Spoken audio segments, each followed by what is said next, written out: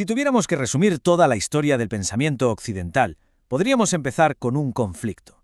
No una guerra con espadas, sino un choque de ideas monumental entre un maestro, Platón, y su alumno más brillante, Aristóteles. Que es que esta frase lo dice todo, ¿verdad? Esto no va de una traición, ni mucho menos. Va de un pensador para quien solo había un norte, la verdad. Pero una verdad anclada en la realidad, en lo que se puede ver y tocar. Y ese principio lo iba a cambiar absolutamente todo. Es una idea muy potente, si lo pensamos. Viene a decir que estas dos maneras de ver el mundo son tan básicas, tan fundamentales, que representan la primera gran encrucijada del pensamiento. Por un lado, la que nos invita a mirar hacia un mundo ideal perfecto. Por otro, la que nos dice que miremos al suelo, a lo que tenemos justo delante. Muy bien, pues para entender al rebelde primero tenemos que entender de dónde venía y cómo era esa relación con el maestro al que, con todo el respeto, se atrevió a desafiar. Su vida fue, desde luego, un viaje extraordinario. Pensemos un momento. Se pasa 20 años, aprendiendo en la Academia del Gran Platón. Luego se convierte nada menos que en el tutor del que sería Alejandro Magno, el futuro conquistador del mundo conocido. Y finalmente vuelve a Atenas y funda su propia escuela, el Liceo, que competiría directamente con la de su antiguo maestro. Su pensamiento se forjó en este camino tan increíble. Y ahora sí, vamos a lo interesante de verdad, al meollo de la cuestión, al desacuerdo filosófico que llevó a Aristóteles a trazar su propio camino. Una ruptura que, sin exagerar, definió los siguientes 2000 años de pensamiento. Aquí está la madre del cordero. Para Platón, si querías entender lo que es una silla de verdad, tenías que, de alguna manera, conectar con la idea perfecta de silla, que está en otro plano. Aristóteles viene y dice, un momento, ¿quieres saber qué es una silla? Mira las sillas que tienes delante, tócalas, siéntate en ellas. La esencia no está en otro mundo, está aquí mismo, dentro de cada cosa.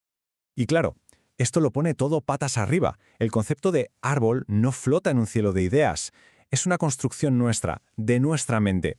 Una etiqueta que creamos después de haber visto muchísimos árboles concretos. Para Aristóteles, el conocimiento empieza por los sentidos, por la experiencia directa. Este enfoque tan terrenal, digamos, no era solo una idea bonita. Esto obligó a Aristóteles a remangarse y a convertirse en un inventor. Tuvo que crear literalmente un método completamente nuevo para estudiar la realidad de una forma ordenada y sistemática. A ver, ¿cómo explicamos que las cosas cambian? Pues Aristóteles nos da una herramienta genial para entenderlo. Una bellota todavía no es un roble, pero tiene todo para serlo. Es un roble en potencia. El cambio, para él, es simplemente ese proceso, ese viaje de hacer actual lo que estaba en potencia. Es el desarrollo de lo que ya está contenido en cada cosa. Esta es una de sus herramientas mentales más potentes. Es como un checklist para entender cualquier cosa a fondo. Pensemos en una estatua. Necesitamos saber de qué está hecha. El mármol, por ejemplo, causa material. La forma que tiene, causa formal. ¿Quién la hizo? El escultor, causa eficiente. Y muy importante, ¿para qué se hizo? Su propósito, como honrar a un dios, causa final. Con estas 4 preguntas tienes un mapa completo. Otra distinción clave. Una persona puede cortarse el pelo, engordar, aprender un idioma. Esos son cambios, sí, pero son accidentes. La persona, en su esencia, en su sustancia, sigue siendo la misma. Esta idea es súper importante porque permite que el mundo cambie y se mueva sin que todo se disuelva en el caos. La ambición intelectual de Aristóteles era total. Fue el primero que dijo, vamos a poner orden en todo esto del conocimiento. Y creó un mapa, separando las ciencias que buscan saber por saber, como la física, las que buscan orientar la acción, como la ética, y las que buscan producir cosas, como el arte. Este esquema es tan potente que ha influido en cómo organizamos el saber durante siglos, incluso en nuestras universidades de hoy. Pero ojo, Aristóteles no se quedó ahí arriba, en las nubes de la metafísica. No. Cogió todo este método tan riguroso y lo aplicó a la pregunta del millón. ¿Cómo tenemos que vivir? Para él, la ética no va de reglas y sacrificios. Es algo mucho más práctico. Se trata de cómo alcanzar la eudaimonía. Esta palabra se suele traducir como felicidad, pero en realidad es algo más profundo. Una vida plena, un florecimiento. En el fondo, todo lo que hacemos, lo hacemos buscando esa plenitud. Vale, ¿y cómo se llega a esa vida plena? Pues desarrollando la virtud. Y aquí viene otra de sus ideas más famosas. La virtud es siempre un punto intermedio, un equilibrio entre dos extremos. Ser valiente no es no tener miedo. Eso sería una temeridad. Tampoco es dejarse paralizar por el miedo, que eso es cobardía. La valentía es el punto justo en medio. Y aquí es donde conecta lo individual con lo colectivo.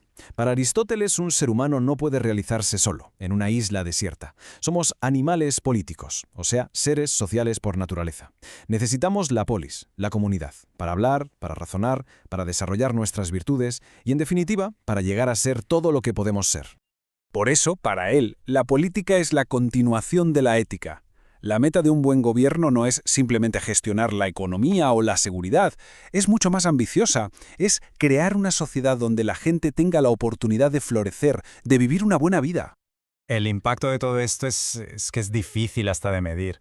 Su obra no es una pieza de museo, es como el sistema operativo sobre el que todavía corren muchas de nuestras ideas. Vamos a verlo.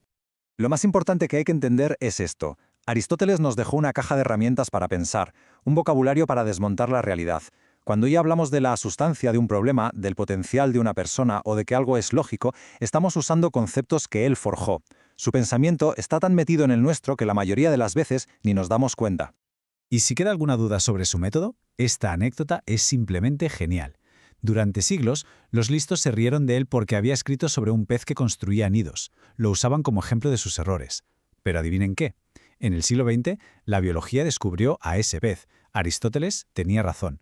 Su observación atenta de la naturaleza había visto una verdad que la ciencia tardaría más de 2000 años en confirmar. Y así volvemos al principio de todo. La pregunta sigue ahí, flotando en el aire. A la hora de entender el mundo, ¿hacia dónde dirigimos la mirada? ¿Buscamos una verdad ideal, perfecta, en algún otro lugar? ¿O nos dedicamos a analizar la compleja y fascinante realidad que tenemos justo delante de los ojos?